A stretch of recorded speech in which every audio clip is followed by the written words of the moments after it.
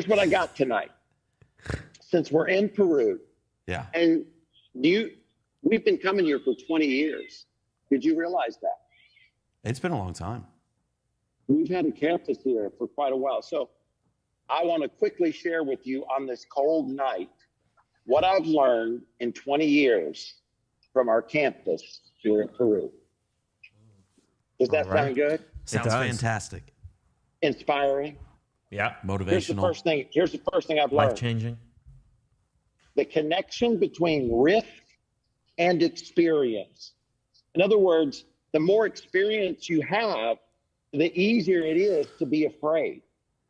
Do you remember, Carson, when you were little and we took you, your brother, and your 3-year-old sister on the Amazon River out into the middle of the jungle? Yeah, that's some top tier parenting right there. If I've ever seen it. Did you see any tribes out there? We did. We saw tribes, and they danced around naked, and my 2 sons did not know where to look. Yeah, I just closed my eyes and looked to the Lord. Then we walked through the jungle because one of these tribes had some animals. They had an anaconda that was, 12, 14 feet long. And we thought it'd be a good idea to stretch it around the neck of our 4-year-old daughter. Oh. But he was under the influence of cigar smoke. That's what they told us. Yeah. And then your brother held that monkey. We didn't know it was a girl monkey, and the boy monkey attacked him. Yeah. Oh, gosh. So I say all that to say this, is that there is when you have a naiveness, a lot of times you take risks. Some of them are not wise, like putting an anaconda around the neck of your 4-year-old daughter. Okay. But you also get to experience the Amazon River. Yeah. You get to help. We took food to these tribes out in the middle of nowhere, right? And that happened. And then as you get older, it's real easy to have painful experiences and to become afraid. Mm-hmm. And instead of taking risk and making a difference, you just always play it safe because you've read the stories, you've had the experiences yourself, and then as a result, you don't do a lot. And I've learned that here because I'm amazed at some of the places that we went, some of the things that we've done when we've been here, some of the places we've taken food, we've taken clothes, we've taken resources, where there were on the side of the mountain where the water just, mudslides and all that kind of stuff that we've helped. And I think now, not just because of my physical age, but even talking with Tyler, as you experience something and experience the pain of life, it's real easy to play it safe. So I just encourage everybody listening, be wise, but never become so afraid of being hurt that you're unwilling to take risks. Because so much joy, so much adventure, so much change is on the other side of risk. Yeah. The other thing I've learned is that there are rich and poor in every country. Jesus said, you'll always have the poor among you. And he didn't say that so that we don't care about poverty, but sometimes we can see so much pain in the world that we're immobile, right? It's like, it doesn't matter what I do. There's too many hurting people for me to be able to help people. And it's kind of like that old story where all these starfishes are up on the shore. Have you guys heard the story? No, they got washed up on the beach and they're out of the water. And this dude's walking along the beach and he's picking up the starfish and he's throwing it back into the ocean. And somebody comes up and they're like, what are you doing? He's like, well, I'm throwing some of these starfish back into the ocean. They're like, there are thousands of them. There's no way you're going to throw them all in. Does it really matter? And as he picked one up and threw it in, he says, it matters to that one. And I think it's important to be reminded that in every country, every city, there are those who are well off, who have had success, and there are those who are struggling. And we can't get overwhelmed with either one. The third thing I've learned is the importance of order.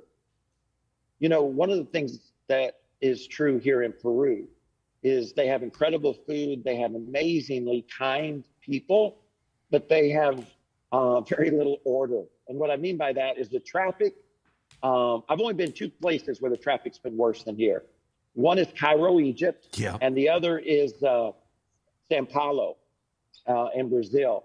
It's just crazy people. And by crazy people, I just mean they don't obey the rules.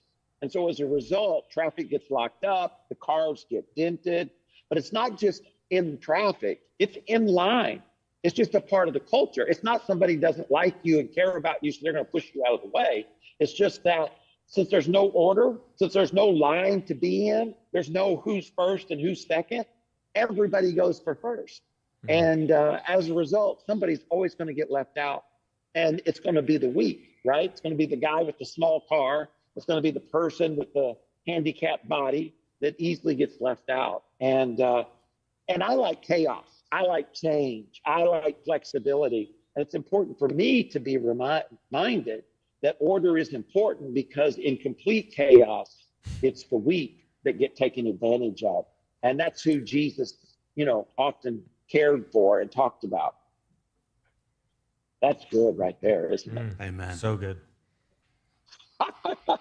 And then the other thing I've learned is that Americans have incredibly high expectations. You know, since we've been coming here for 20 years, it's always amazing to me how long it takes to do anything, whether it's to get a cup of coffee, or whether it's to purchase a piece of equipment, or whether it's to rent a car. Now, I've seen over the years that get better and better and better, but it's always been amazing to me. And today I was trying to get a cup of coffee at the hotel, and I was amazed at how long it took, and I was amazed at how easily I was ignored.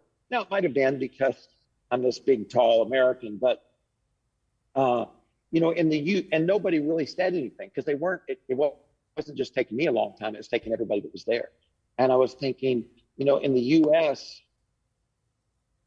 that wouldn't be allowed, because we hold one another accountable in the sense of our expectations are high.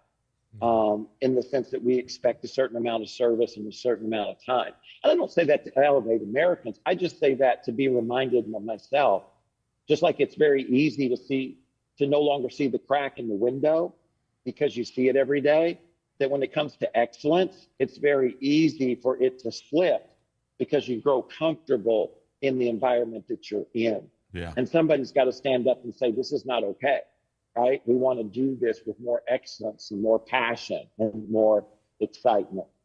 And then the last one is this, that there are incredible people in every culture and in every city and in every neighborhood. And just because maybe you've had a bad experience, you know, people do this all the time. They'll say they've been hurt in the church, and so they're no longer going to be in the church or go to the church, you know, or they say they'll never go to that city.